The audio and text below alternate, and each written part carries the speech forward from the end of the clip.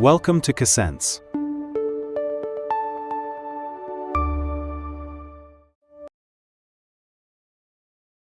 There is a very popular idea in business that feels almost romantic. It is the belief that a small, independent brand can thrive by relying entirely on a tiny, ferociously loyal group of customers. But physical reality looks a bit different. Walk down any supermarket aisle, and you see endless, repeating rows of identical products from a few giant corporations, taking up almost all the space. Somewhere in the corner of that same aisle, you might find a small premium craft soda tucked away on the bottom shelf. Those craft brands often have very passionate vocal fans who praise the product online. Yet, year after year, their overall sales numbers stay completely flat. Why doesn't that passion translate into growth? The answer lies in a measurable pattern of human behavior called the Double Jeopardy Law. It shows that brands with a smaller market share face a twofold mathematical punishment. The old hope of surviving on a highly dedicated niche simply does not work out on a spreadsheet. To survive, a business has to reach a wide audience, because a tiny group of superfans cannot protect a small brand from the penalties of being small. The first penalty targets your total customer count. This is simply a measure of how many different individual people actually choose to buy your product over a specific period of time. Small brands suffer here because they simply have too few buyers. This infographic tracks 100 typical shoppers over a single year to show the gap. 70 of these icons turn red, meaning they buy a massive brand like Coca-Cola at least once. Meanwhile, only 5 turn blue, representing buyers of a small premium soda like Fentimans. The second penalty is about how often people come back. It measures the frequency of their visits to the store specifically to buy your product. Looking at the purchases over that year, the Coca-Cola buyers grab a red can about 12 times.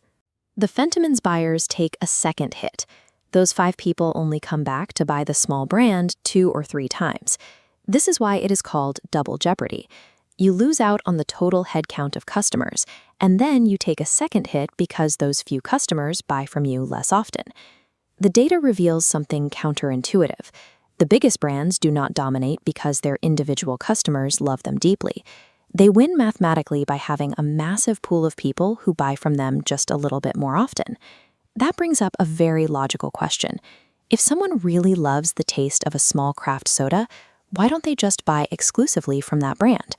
This animation shows how our shopping habits actually work. In real life, people are rarely completely loyal to one single item.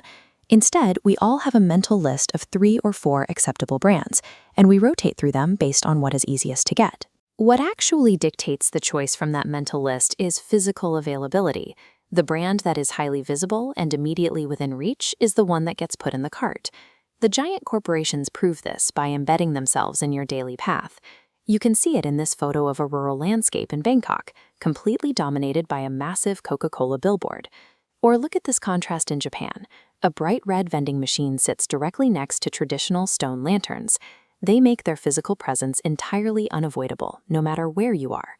Because a small brand simply cannot be everywhere at once, it fades from memory. When it is out of stock or out of sight, even its most dedicated fans will drift over and pick the ubiquitous giant that is sitting right in front of them. When you apply this law to a struggling business, the numbers reveal a clear pattern. Low sales are almost never a loyalty problem. They are a result of not reaching enough people and not being easy enough to find. Any strategy that relies on squeezing more money out of the same narrow niche of people will mathematically fail.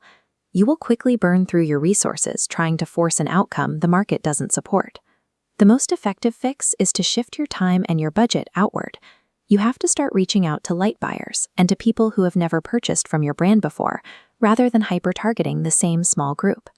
Of course, this law is a reliable pattern of human behavior, not a crystal ball for exact daily sales. And wide availability will never save a product if the actual quality is terrible. But the baseline truth holds firm.